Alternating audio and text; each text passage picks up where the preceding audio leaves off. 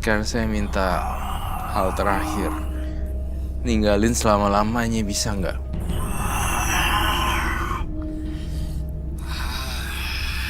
Roy udah ngasih sesuatu loh buat kamu sebagai tanda persahabatan. Kalau bisa ngangguk, kalau nggak bisa geleng kepala.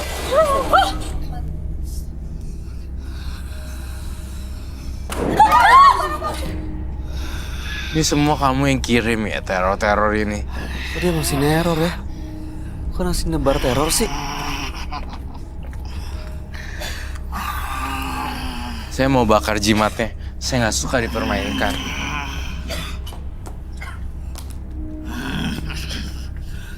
Baik. Lighter.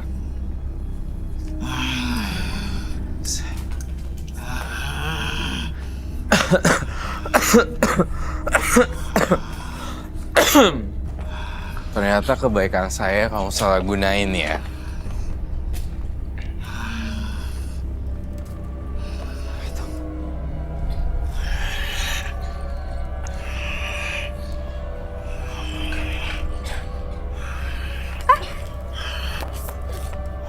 Bakar sisir ya.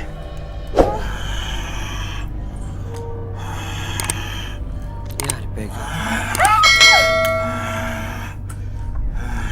Apa taruh di dalam apinya aja sekalian. Dan tinggal sisir di situ. Ya.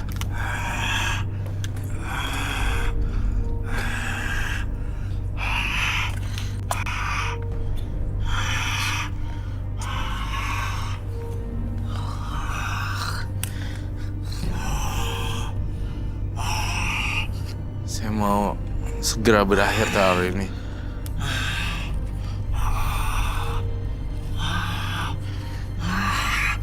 Kebakar kan?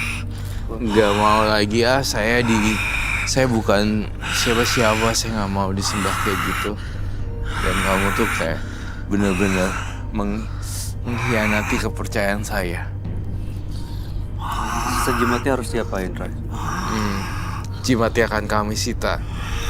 Ada yang perlu dibakar juga?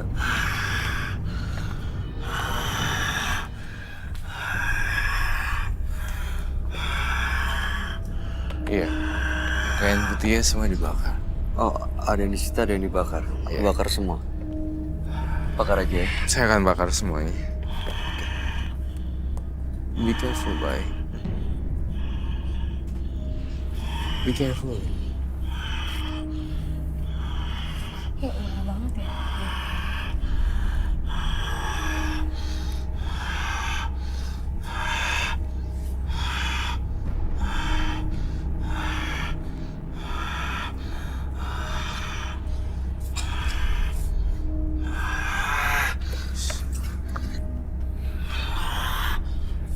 Serem juga sih, bye.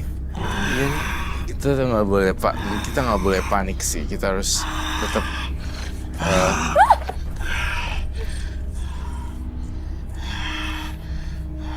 mau apa sih sebenarnya kamu?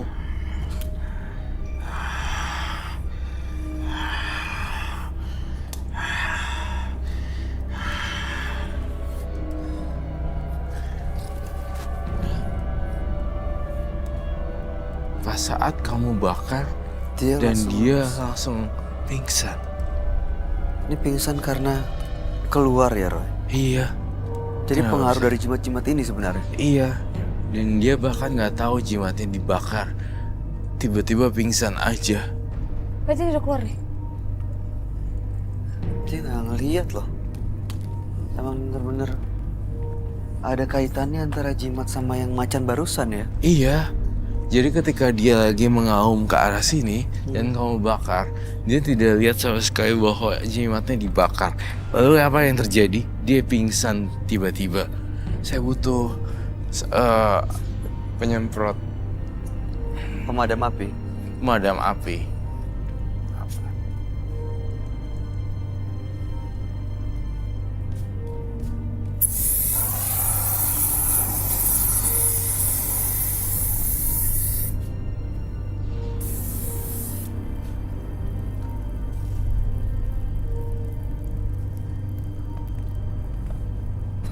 Mas Sugam, Mas Ugam. Mas Ugam. Mas Ugam. Mas Ugam bisa dengar kami? Kalau bisa silakan mengangguk dan kumpulin energinya. Kita duduk lagi ya Mas ya. Mas Ugam. Yuk saya bantu ya. Silakan Mas.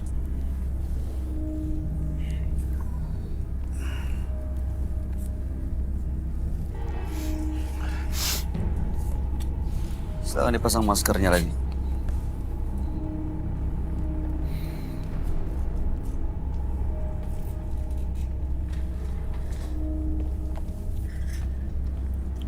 Saya rasa teror ini sudah berakhir. Berarti emang sosok macannya sama sosok kakek itu tinggal dalam jimat yang dia simpan. Iya. Dan saya sangat bersyukur sekali semua barang-barangnya udah hilang dan lenyap dan terbakar. Bahkan sosok kakek-kakeknya kembali ke gua. Kakek ini nggak akan minta tumbal lagi. Tidak. Jadi Mas Ugamnya ini nggak perlu ngasih darah lagi, Roy. Mas Ugam nggak perlu kasih darah lagi karena udah nggak ada siapa-siapa. Usahanya gimana, Roy? Saya ngelihat memang ada penurunan tetapi bukan dari dianya. Bukan karena faktor ini. In general, beberapa sektor bidang usaha juga lagi up and down. Ya. Jadi harus dimengerti tentang itu ya. Secara general lah, secara global, Iya. emang beberapa lagi nggak oke.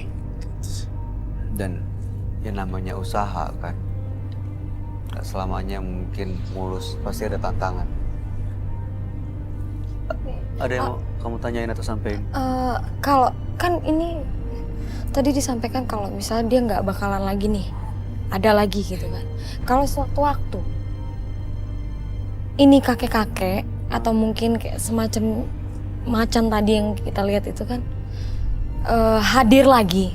Maksudnya karena dia orang punya perjanjian pasti kan, gak mungkin nggak ada. Nah misalnya sekarang udah nggak ada lagi, kalau dia hadir lagi itu gimana? Nah itu dia, tergantung si Mas Ugamnya nih, nggak bakal nyari-nyari lagi gituan atau masih nyari-nyari gitu-gituan. Sebenarnya udah habis dicimat ini dengan dibakar, tapi kalau dia nyari lagi, memang bisa balik lagi. Ya, Gitu ya, Roy. betul. Terakhir ada yang mau disampaikan, Roy? Mas Ugam, saya berharap bisnisnya bisa lancar kembali tanpa yang harus aneh-aneh. Itu aja sih. Ini udah pergi, sosok gaibnya udah lepas dari hidup Mas Ugam. Tapi ya sekali lagi ya, Dia bisnisnya kuliner. kuliner kan. Iya. Ya, Jangan menggunakan penglaris lah, yang wajar-wajar aja. Kalau misalnya naik turun usaha, ya justru situ tantangannya. Ya, apalagi kalau kuliner ini kan seharusnya kamu yang bener-bener lah, karena kan ini mau dimakan orang banyak, mau dikonsumsi. Baik, Mas Ugam, mudah-mudahan kedepannya lebih lancar, usahanya lebih sukses ya. Apalagi ini kan yang dilakukan demi keluarga. Jangan justru malah mengorbankan orang-orang yang dicintai. Terima kasih, selamat malam. Mas Ugam boleh meninggalkan studio. terima kasih Mas Ugam. Janganlah hanya karena sebuah kesalahan kamu membenci seseorang sampai habis-habisan. Memaafkan tentu lebih indah dibandingkan balas dendam. Berikut ini akan hadir seorang perempuan yang mengaku melakukan ritual pesugihan demi memperlancar usahanya. Malam hari ini kami akan panggil dia dengan nama samaran. Kami persilahkan Sari.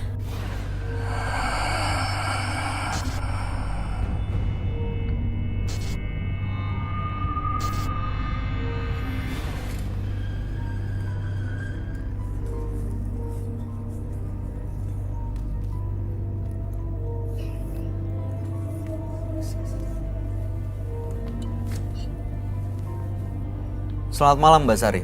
Malam. Apa yang mau Anda ceritakan pada kami? Saya memiliki usaha seafood. Usaha Seafood. seafood, oke. Usaha saya itu nggak maju sama sekali. Lalu? Pernah waktu itu sampai 2 hari tuh nggak ada pembeli sama sekali. Sampai aku tuh ada hutang di mana-mana. Aku pinjam ke tetangga, ada uang aku bayar. Sampai tuh pengeluaran sama pemasukan tuh lebih besar pengeluaran. Sampai anak-anak aku tuh kekurangan sama sekali. Sampai seluruh lingkungan di rumah aku tuh menghina gitu. Menghina keluarga aku, anak-anak aku. Sampai tuh aku cerita sama teman aku. Aku cerita tentang usaha aku tuh yang nggak maju sama sekali. Akhirnya teman aku tuh ngajak aku ke salah satu paranormal. Paranormal. Iya. Apa yang kamu lakuin di sana? Paranormal itu nyuruh aku buat ngelakuin pesugihan.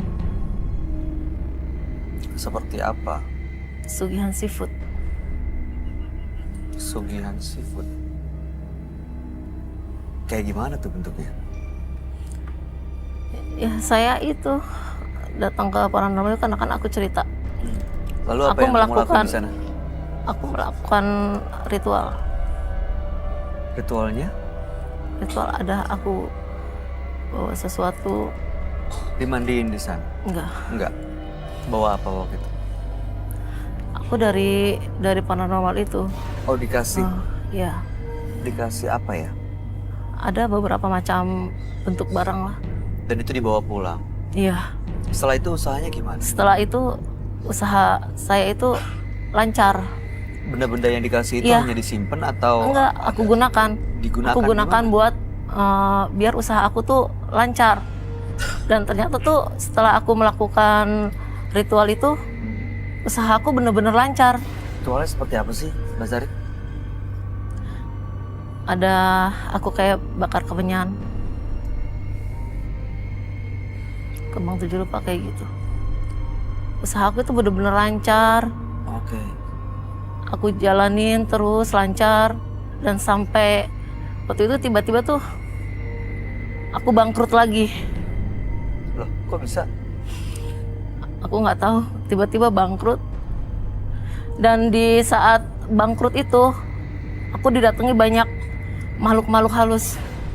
Kayak aku lagi tidur, aku ditiban, aku diparanin makhluk besar, tinggi, kayak mau mencekik aku gitu.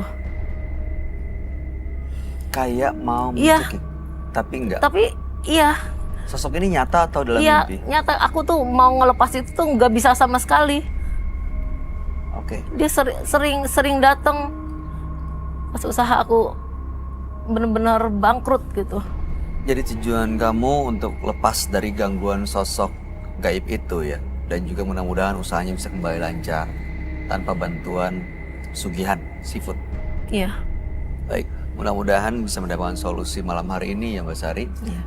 Kami akan ajak Mbak Sari untuk langsung bertemu dengan sahabat kami. Dia adalah seorang indigo. Kami persilahkan Roy Kiyoshi. Sebelumnya, tim Mata Batin sudah memberikan tanggal lahir dan nomor rumah partisipan kepada Roy Kiyoshi. Dengan mata batinnya, Roy akan membaca berdasarkan angka yang kami berikan. Sari mendiami rumah bernomor 31 dengan tanggal lahir 28 November 1988. Sosok yang membuat saya merasakan aroma bau busuk saat ini. Entah kenapa saya merasakan sosok Sari melakukan kesalahan dalam perjanjian gaib. Hal ini yang membuat tercium aroma bau busuk. Dari mata batin saya melihat sosok gaib tersebut mengejar Sari sampai saat ini. Dan pikiran saya, kata celaka dan uang terus terlihat di dalam pikiran saya. Celaka, celaka, celaka. Saya melihat gambaran perempuan yang sangat menyeramkan sekali. Mengerikan. Berambut panjang dan berwajah pucat. Selamat malam. Selamat malam, Roy. Silakan duduk semuanya. Terima kasih. Mbak Sari, Iya. dengan tanggal lahir 28 bulan 11 1988 dan nomor rumah 31. Sari bisnis kuliner, Iya. dagang seafood ya. Iya. Tapi tidak berjalan dengan baik. Hmm. Datang ke seorang dukun, Iya. mendapatkan pesugihan seafood di sana. Ada ritual yang dilakukan, lalu ada jimat-jimat yang diberikan, dibawa pulang. Setelah itu usahanya lancar. Iya. Tapi tidak lama dari itu usahanya kembali turun, hancur, bahkan Sarinya sendiri sering didatangi oleh sosok gaib. Iya. Terasanya tuh seperti mau mencekik begitu ya. Iya. Dan ini nyata bukan mimpi. Iya. Makanya malam hari ini datang ke Menembus Mata Batin untuk menghilangkan sosok gaib itu, sekaligus mudah-mudahan usahanya kembali lancar. Iya, Mas. Gimana, Roy? Baik, saya pertama-tama saya juga mau menggambar dulu apa yang saya lihat ya di sosok Sari. Sebenarnya saya merasakan ada sosok yang ganjil dan janggal sekali berbentuk tengkorak. Namun berbicara tentang seafood, ini yang mendiami bisnis pesugihan seafoodnya. Jadi sosok tengkorak yang menyeramkan dan berbagai macam sosok sebenarnya.